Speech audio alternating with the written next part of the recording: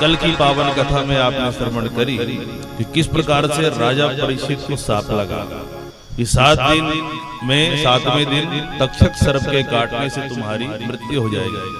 जैसे उनको पता चला, राशि वस्त्र त्याग करके जन्मेजय जी को राजपाट सौंप करके पुत्र को गंगा किनारे आ गए।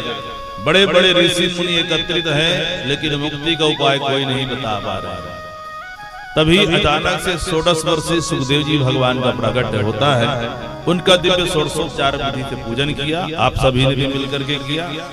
और जैसे पूजन किया, तुरंत पूजन करने के बाद प्रश्न कर दिया कि म्रीमाणस्य किम कर्तव्यम, अने मरण धर्मा प्राणी का क्या कर्तव्य है। और जो प्रश्न किया है सुखदेव जी महाराज सुनकर के गदगद हो गए और उत्तर देना प्रारंभ करते हैं कि मरण धर्म प्राणी का क्या कर्तव्य है। देखिए, जिसके अंदर जो भरा होता है समय आने पर वही प्रकट होता है। तो सुखदेव जी के अंदर ब्रह्मानंद भरा हुआ है। तो जैसे उत्तर देना प्रारंभ किए तो मान लीजिए ब्रह्म का वाचक शब्द व अक्षर ही पहले प्रकट हुआ। तो पहले श्लोक में वह अक्षर से प्रारंभ हुआ है कि वरीयाने सते प्रश्नः कृतो लोकहितो निपः आत्मविद सम्मतः पुंसां श्रोतव्यादिषु यः पराः। अरे बोले भैया, तुमने बहुत ही उत्तम प्रश्न किया है। तुमने जो प्रश्न किया है अपने लिए नहीं किया है। देखिए, परीक्षित जी का जो प्रश्न है सार्वभौम है। भले राजा है, लेकिन उनकी बुद्धि जो है बड़ा दिव्य है। संतत्व के लक्षण उनके अंदर भरे हुए हैं, क्योंकि गर्भ में ही भगवान का दर्शन उन्होंने किया। हमारे जीवन में भी समस्या आता है। हमारे पास जब समस्या आता है, कोई संत मिल जाए, हम क्या प्रश्न करेंगे? कोई बड़े संत, हे महाराज जी ऐसा बता दीजिए कि मेरा संकट मिट जाए। और बागेश्वर बाबा यदि मिल जाए तो बिल्कुल अपना चकाचक तो करवा ही लेंगे। सब बता दो महाराज, हमारे ये नहीं कहेंगे पड़ोसी का भी हो जाए। बोलिए राधे राधे। लेकिन इनका प्रश्न क्या है? सार्वभौम है, सबके कल्याण के लिए। ये नहीं कहा कि मैं मरने वाला हूं, मेरी मुक्ति को उपाय बताइए।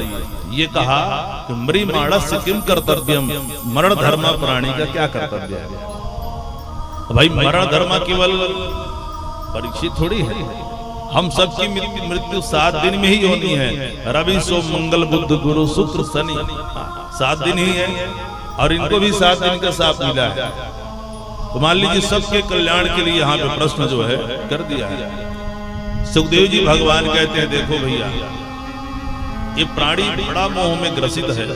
चौथेपन को आ जाता है, प्राप्त कर गया है, लेकिन ये अपने विषय में कभी नहीं सोचता कि मैं यहाँ क्यों आया हूँ, मेरा जन्म क्यों हुआ है, किसने भेजा? परमात्मा ने भेजा है, तो मेरे को उनका नाम लेना चाहिए। कभी नहीं सोचता। चौथेपन में आ गया है, लेकिन उसको यही चिंता लगी रहती है कि मेरे बाद इनका क्या होगा। हाँ, ये मेरे बच्चे, मेरे नाती, ये पंथी संती जो भी रहे, उसी की चिंता जो है लगी रहती है। और चिंता के मारे इधर उधर जो है चिंता में रहेगा। एक तो निद्रा में व्यक्त रहेगा, एक तो विषय इत्यादि में खोया रहता है। ऐसे प्राणी को क्या करना चाहिए? नृत्य इत्यादि को त्याग करके सबसे पहले 3 बातों का अभ्यास करना चाहिए। कौन कौन से? कि तस्मात् भारत सर्वात्मा भगवान ईश्वरो हरिः श्रोतव्यः कीर्तितव्यश्च अस्मरतव्येशता भयम्। ऐसे व्यक्ति क्या करना चाहिए? परमात्मा के शरण में जाना चाहिए, और परमात्मा के शरण में जाने के लिए 3 बातों का अभ्यास करना चाहिए। कौन कौन से? सबसे पहले कह दिया श्रोतव्यः। क्या करना चाहिए? उसको सुनना चाहिए। क्या सुनना चाहिए? भगवान की मधुर मधुर कथा को सुनना चाहिए। क्यों सुनना चाहिए भैया?